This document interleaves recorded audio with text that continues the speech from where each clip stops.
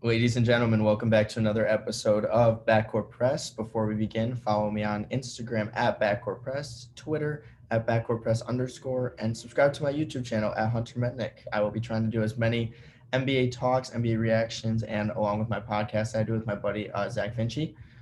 Just all NBA talk around here. So if you enjoy the NBA and want to hear my opinions about it, please subscribe and like and comment on this video about what you think of everything I have to say.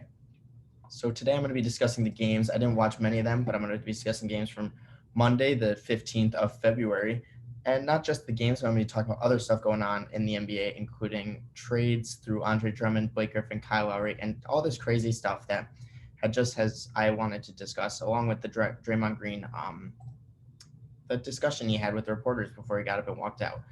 So let's just get right into it. First game that I'll talk about is the Warriors-Cleveland game. Cleveland finally is doing what I asked them to do in a recent podcast and in recent videos, and I told them to stick with Jared Allen and move on from Andre Drummond, and they did exactly that.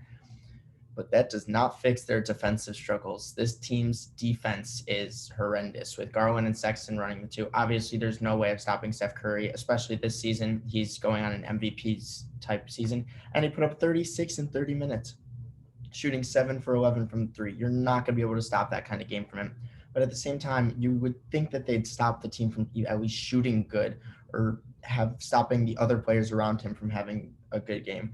Yet this Warriors as a team shot 53% from the field and 46% from three. They had a 50-45-95 game as a team, and that's just remarkable shooting. Michael Mulder has been a fantastic three-point spot-up shooter for this team that they don't have off the bench besides, I guess, maybe Kent Bazemore. Damian Lee's kind of an all-around player. He shot 1 for 6 from 3 this game, but I consider him to do a lot more than just shooting threes for this team. I love Michael Mulder. I love Damian Lee. Kent Bazemore is a good playmaker off this bench, and the Cleveland Cavaliers have a lot of different issues going on right now, and one of those is Andre Drummond is sitting on the bench but not playing because they're looking to move him.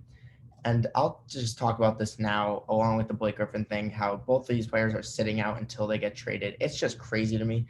Draymond Green talked about it and how, when James Harden went to get traded, he was looked at as such a cancer for that Houston Rockets team. But if you really think about it, when the owners want to trade someone, they say, hey, we're sitting you, they're looked at as praise because neither Drummond or Blake Griffin is getting hate.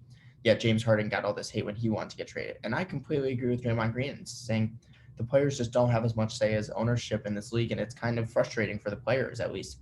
Andre Drummond's just sitting on the bench talking to players who are going in and out of the game, and he has to sit on the bench saying, I'm going to be moved in the next week, so I'm not going to be actually playing for you guys because you guys need to develop Jared down and get the chemistry down.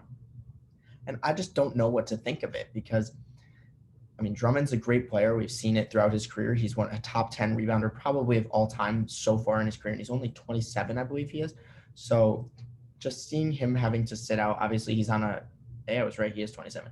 He's on just the 1-year deal, and so a team's probably not going to want to give up much for him in case he walks in free agency. But he's just sitting on the bench talking to the players and not being looked at as a cancer or anything when players like James Harden were. And the same thing's happening with Blake Griffin. Now the Pistons said, we're either going to buy you out or we're going to find a team that wants to trade for you. But we're just not going to play you until that happens. We're going to give Saddiq Bey the minutes. I don't disagree with doing this at all for ownership purposes, but it's just weird how the media reacts to the players based off of the situation that they're in. That's all I have to say about that. If you watch Draymond Green's speech, I believe it was like a 3-minute long speech to the post-game reporters. I completely agree with everything he said, and it's very interesting to think about how the players don't get as much say as the ownership, even though they're the ones producing on the court. So besides that, where will Andre Drummond go? That's the next thing I have written down. I got 4 teams that I could see a very good fit for, and that is the Toronto Raptors, possibly Kyle Lowry flip, I would say a 3-team trade because I don't think that the Cavaliers would want Kyle Lowry to come back. By the way, sorry about my voice. I'm still a little bit sick, but I could definitely see Drummond going to this Raptors team and possibly moving on from Kyle Lowry. Along with the Charlotte Hornets, I think they really do need a center as much as Cody Zeller's having a solid year for them. Drummond is a major upgrade over Cody Zeller, so I'd love to see Drummond go there. And then the Nets, if the Cleveland Cavaliers decide to buy him out in the Lakers because they just don't have the money to make a valuable trade for him right now, but he would bring exceptional minutes and possibly put both of those teams above other teams in their conference, especially the Nets, who would just finally have that defensive-minded center that would just hold down the paint. And if the Nets got Andre Drummond for the season, I'm sorry for the rest of the league, because that would be crazy.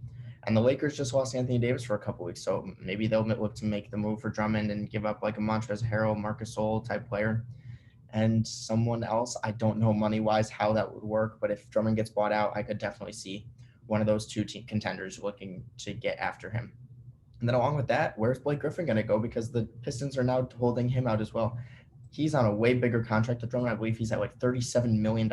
I'd be shocked if any team is willing to trade for that. And I'm guessing the Pistons will eventually just buy him out, and he'll try to sign for a 1 year, $5-6 million deal with a team and go into free agency, but help a contending team this season. I could see the Boston Celtics making a big run at Blake Griffin for the fact that they don't have that incredible forward play. And I think he'd be a great fit next to Tristan Thompson, JB, and Tatum. So I really like the Celtics fit with Blake Griffin. I could also see a team like the Golden State Warriors making a run at Blake Griffin. I know that might be a shot in the dark, but if the Warriors truly do think that they can contend this season, why not get a power forward to put next to Draymond when they run the center? Because, Wiseman and Looney are out right now. I could see that working out too. So Blake Griffin, I think, would be the perfect fit for Blake Griffin this season, which I hope he goes to, is the Phoenix Suns, though. They do need a power forward. Blake Griffin can stretch the floor, and he can be aggressive. I think him next to DeAndre Ayton with Chris Paul, bringing that duo, and Devin Booker as that offensive scorer, I think that's a fantastic upgrade for them at the power forward position. Brings Cam Johnson and more shooting off the bench for that Suns team. But the situation with these two players in Drummond and Griffin is weird. And that's really all I got to say about that. And I had the Warriors in Cleveland game still pulled up, but the Warriors destroyed the Cavs, had a good defensive game, had a good all-around game. Next game that I have here is the Bulls versus the Pacers, and Zach LaVine, I hope he gets traded by the trade deadline and plays for a contending team, because he is a lock for the All-Star game, having such an incredible offensive year. And he almost single-handedly beat this Pacers team. I know Kobe White had a big game. Garrett Temple started at the small forward position, had a solid game, but I saw a report that the Bulls are looking to almost blow up their team and no one's untouchable and look for the future. And I strongly agree with that decision. The fact that Daniel Gafford's not getting any minutes as a young player on a bad team is shocking to me. Hopefully they look to build around Patrick Williams. I think he's a player who can progress to a good, I don't think an all-star caliber player, but a good role player for this team's future. And I hope Zach LaVine and Thaddeus Young, another player I talked about in a recent video, gets traded to a contending team. And Kobe White's not a point guard, so maybe they'll give him the shooting guard roles for the rest of the season and possibly for a little bit longer after the season. Next game up is the Wizards beating the Rockets, which I think is pretty funny because Westbrook had a 16, 15, and 13 game. He shot the ball 22 times and only made 8 of them, but the Wizards came out the win, so I'm not going to say anything bad about them. They had a great shooting day.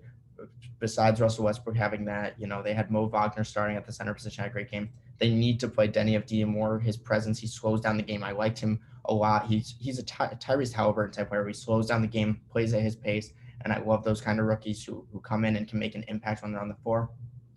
I know he had 5 fouls this game in just 20 minutes, but I'm hoping he gets some more minutes for this team and possibly gets inserted into the starting lineup, because right now Garrison Matthews is in the starting lineup, and I would take Denny Avdija over him any day of the week. Along with this Wizards team, I know Davis Bertans had an 18-point game this game against the Rockets, but I'm not a big fan of him. He's either so on or he's so off, and 90% of the time he's so off. So possibly look to move him. I could see Drummond possibly, or Blake Griffin maybe go into this team because they paid Davis Bertans all that money. Maybe they look to move him. The rest, I'll talk about the Rockets a little bit because John Wall had a decent game, 29 and 11. It was good to see him have a big game against his former team, and you could see the love between him and Bradley Beal the entire time. I have nothing bad to say about this Rockets team. They're missing so many players. They didn't have Eric Gordon, PJ Tucker, obviously Christian Wood, and obviously Victor Oladipo this game. So Rockets are just not going to be a good team without those 4 players playing, and I don't think anyone is going to fault them for losing this game.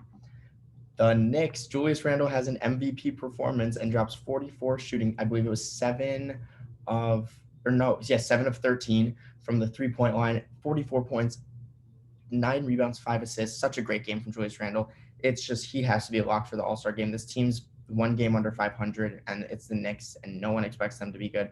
And Julius Randle is putting this team on his back and playing incredible basketball. So put this man in the All-Star game, undoubtedly. And I love his mentality. I saw his post-game interview where he talked about how he felt as though he let down this team this year, and he needed a year of experience with this team. Now that he has it, this whole team is starting to click. You got RJ Barrett put up 21 on good efficiency. Obi Toppin's not getting enough minutes, but when you have players like Emmanuel Quickley, Alec Burks, and Derrick Rose coming off the bench, and Julius Randle playing 40-plus minutes every single night, it seems like he plays the whole game when you're watching these Knicks games. So I saw the ending of this game. Julius Randle hit a dagger three with like 3 seconds left on the shot clock. It was a fantastic shot. The next game that I have up is the Jazz defeating the 76ers behind Jordan Clarkson's 40 points off the bench, extremely efficiently too. I saw also Rusty Buckets talking about how he is a Jordan Clarkson's like a Lou Will and Jamal Crawford type player, and I completely agree. But I also saw this Jazz team being compared to the Pittsburgh Steelers, who this season went 11-0 and then was a first-round knockout. So I still don't know what to think of this Jazz team. I think Rudy Gobert, his defensive presence is fantastic, even though he only finished with 2 blocks. When he wasn't going one-on-one with Ben Simmons, which happened a lot this game, and I don't understand Quinn Snyder doing that because Ben Simmons finished with a career-high 42 and then 12 assists and 9 rebounds. He was in attack mode, and Ben Simmons can do this all the time if he wanted to.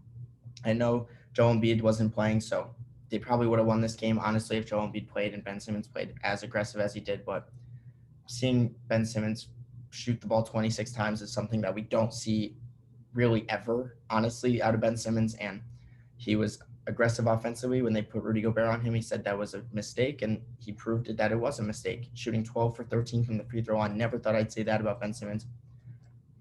And he did a lot of his work in the post, and I'm very happy about that because I think that Ben Simmons' playmaking is fantastic. But if they have a scoring first point guard in Kyle Lowry or Kemba Walker, which they are looking to trade for, I've seen, I think Ben Simmons running the 4, but not really running the 4, but bringing the ball up sometimes, would be fantastic for the 76ers team, especially when MVP Joel Embiid comes back.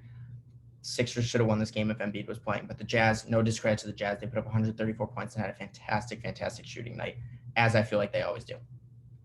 Next game up is Clippers versus Heat.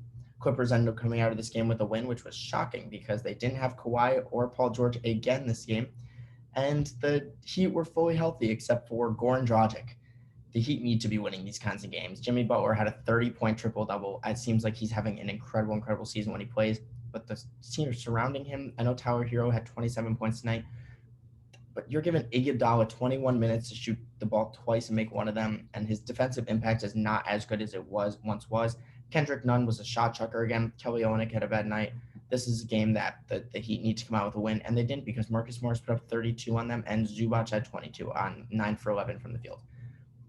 Good for the Clippers for supporting cast, and when these players are getting valuable minutes, they're converting. Last game of the night was James Harden having 29, 14, and 13, with Kyrie next to him having 40. You're not going to win if those two players have those kinds of games. And even Kevin Durant didn't even play. And they moved DeAndre Jordan to the bench, and he ended up having the second highest plus-minus in this game, finishing with 10 points and 8 rebounds. And they started Jeff Green at the center position. I don't know if that's going to work come playoff time. That's why I said Drummond or Blake Griffin, if you guys get bought out, to go to this team because they desperately are in need of a big man. DeAndre Jordan, Blake Griffin reunite? I don't know. But it would be interesting to see this team play with a good big man that's not named DeAndre Jordan, even though he had a fantastic game this game. It's arguably because Marvin Bagley is not a good basketball player, so going up against him is probably not that hard. De'Aaron Fox had a very solid game again. Probably won't make the All-Star game, which makes me very, very upset because I think he deserves it. And Corey Joe had 22 points. Tyrese Halliburton had a bad game, but Hassan Whiteside, I could see Hassan Whiteside being a player that gets moved by the trade deadline to a team like the Nets or the Lakers because they need that center play, and Hassan Whiteside showed he could be a good center still in the NBA in a game like this. Last two things I have written down for notes that don't really have to do with any of these games. I know I talked about Drummond and Blake Griffin, but another player that's been up for trading, and I've been seeing so many rumors with, is Lonzo Ball getting traded to the Chicago Bulls, and I know they just won that game. I would love to see that trade. I think Lonzo Ball is a way better fit next to a Zach LaVine type player than Kobe White is, and I also think Kobe White would be a very, very good player on the New Orleans Pelicans for the pure fact that the Pelicans seem to need scoring and energy, while the Bulls have Zach LaVine, and when you have Zach LaVine, who doesn't play a lot of defense, but will give you 35 a night, you need that playmaking defensive guard next to him, and Lonzo Ball is exactly that. Do not give up on Lonzo Ball yet. so many people I see have because LaMelo came into the league and has been fantastic. I don't disagree with LaMelo being a better player for this stage of the NBA than Lonzo, but at the same time, don't give up on Lonzo yet. I just think that once you get Eric Bledsoe out of that rotation for the Pelicans, which is still shocking to me that he's in the rotation, Lonzo Ball will be playing a lot better for this team. And the last thing I have is what kind of impact will Triple J have when he comes back to this Memphis Grizzlies team? Right now they're sitting at 9th in the NBA at a 500 record at 11-11. They haven't played nearly as many games as most of the NBA teams, but Jaren Jackson Jr. is projected to come back. And I haven't talked about Memphis much, I don't think at all in this video because they didn't play, but I haven't talked about it much in other videos either. But this Memphis team is a fun team. Ja Morant's one of the best leaders. I think I mentioned that in my last video. Jonas Valanciunas having an underrated season, only 27 minutes a game, 17, 11, and 2 a game. Although his defensive presence isn't there, Triple J will come back and bring that defensive presence. And I would love for this team to sneak into that 8 seed. Not over my Warriors. Please don't beat my Warriors up. And I regret saying any of this about the Memphis Grizzlies, but they're a fun team. And with the Spurs now having COVID issues, the Mavericks are looking to sneak into the playoffs. I feel like the Memphis Grizzlies will barely not make the playoffs again this season, but they're going to be a team with one of the best futures in the NBA, along with Grayson Allen, Desmond Bane, Tyus Jones, and Dylan Brooks. That's my recap of the 15th, which was Monday night's game. Let me know what you think about it in the comments down below. And Backcourt Press. I'll catch you guys later. Peace.